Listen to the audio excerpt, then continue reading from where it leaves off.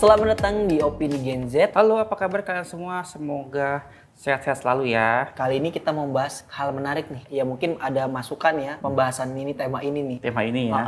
Yaitu adalah NFT. NFT. Oke. Kurang lebihnya di sini kita disclaimer dulu, yang lebih jago adalah Angel.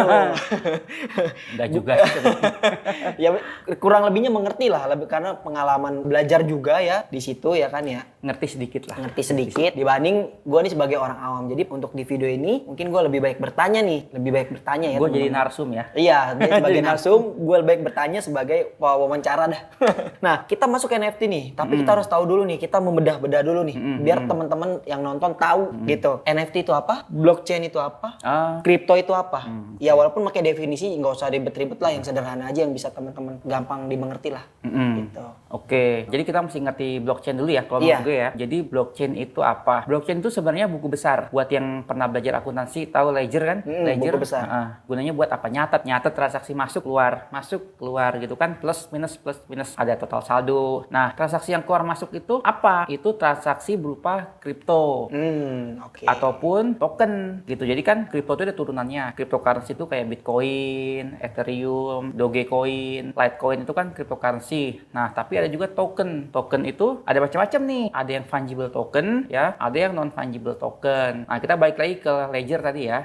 Ledger ini adanya di mana? Adanya di komputer. Di komputer siapa? Komputer kita semua. Termasuk juga di dalam smartphone. Makanya kita bisa memindah-mindahkan kripto ataupun token kripto ya. Itu dari satu handphone ke handphone yang lain, dari satu wallet ke wallet lain, ke dompet yang lain ya. Dan dompet itu bisa ada di smartphone, bisa juga ada di komputer atau di laptop. Nah, bedanya kalau ledger yang ini ya, buku besar ini, blockchain, itu terdistribusi. Jadi dia nggak ada institusi tunggal gitu. Jadi kalau kita tahu bank kan juga isinya sebenarnya ledger. Iya, ledger buku besar. Buku besar ya kan, si A saldonya sekian, ditransfer ke sini. Keluar kemana, masuk kemana, keluar kemana, masuk kemana. Penerima kemana. Iya, penerima kemana. Itu terima dari mana, nambah kurang.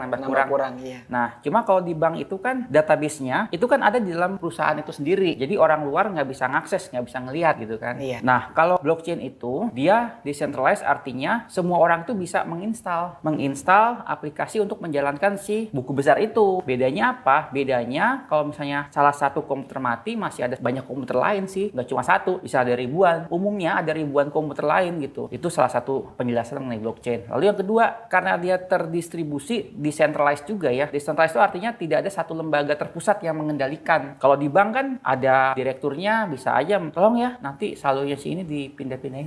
Iya. Bisa aja gitu kan. Ada manipulasi yang bisa terjadi gitu. Karena kan sistemnya ada di dalam bank itu. Buku besarnya di dalam bank itu. Kalau blockchain, misalnya gue nih ya, gue mau manipulasi dompet lu. Nggak bisa. Nggak bisa. Karena kalau gue memanipulasi dompetnya Z, berarti gue juga harus memanipulasi ribuan komputer itu gitu. Dan itu nggak mungkin bisa dilakukan. Karena kan ribuan komputer itu kan punya keamanannya sendiri, ya kan? Ada enkripsinya sendiri, ada firewallnya sendiri gitu. Blockchain, kenapa dinamakan blockchain? Itu dia kayak rantai. Saling ya, terikat ya. Saling terikat. Jadi ini belakangnya ini akan mengacu ke yang depan. Yang depan setelah blockchainnya itu confirm, dia akan mengkonfirmasi, oh ya ini di belakang saya gitu loh. Si A di depan si B, dan si B mengkonfirmasi bahwa A ada di depannya si B. Demikian seterusnya. Jadi kalau misalnya kita manipulasi satu, otomatis semua harus dimanipulasi ya. Iya, ke belakang-belakangnya akan error. Lu kok bisa masuk-masuk dari mana lu? Nah, itu bisa menyebabkan komputer yang lain meninjau kembali.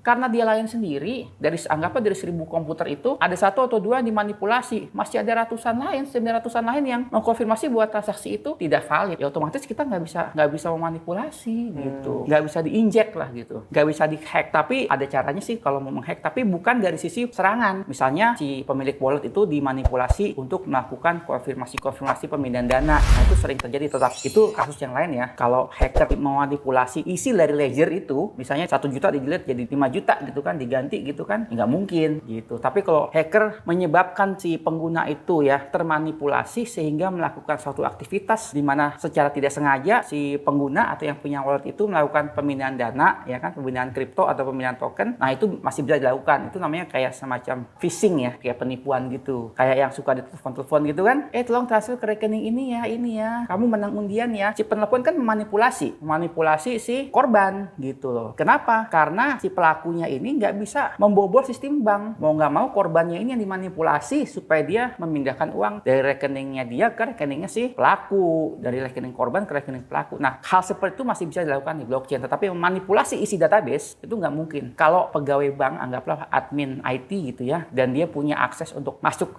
ke dalam basis data, dia punya privilege atau mungkin dia punya security level atau clearance level yang tinggi, dia bisa manipulasi data loh. Dia dilihat si A uangnya 1M jadi 100 juta, itu bisa. Tapi blockchain memanipulasi isinya diganti-ganti nggak bisa. Gitu. Oke. Jadi yang gua ambil pembahasan ini adalah NFT dan kripto itu di bawah naungan dari blockchain itu. Ya. Blockchain itu adalah buku besarnya. Buku besarnya. Transaksinya terdiri dari NFT, kripto dan Ya. lain-lain lah ya. Ya. Keluar masuknya transaksi. Ya. Nah, di mana blockchain ini tidak bisa untuk dimanipulasi. Ya. Karena kalau satu dimanipulasi, otomatis kamu harus memanipulasi Semuanya. yang lainnya. Iya. Gitu. Mungkin seperti itu.